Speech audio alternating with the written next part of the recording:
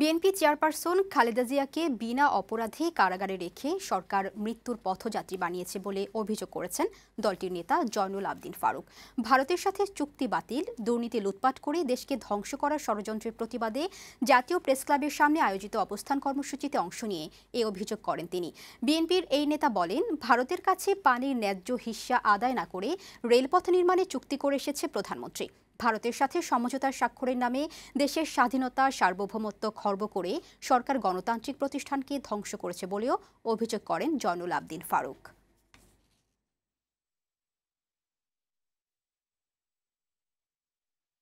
কি প্রেম প্রীতি ভালোবাসা, আম পাঠান, লিচু পাঠান, ইলিশ পাঠান, কিন্তু গিয়ে ফেরত আসেন খালি হাতে।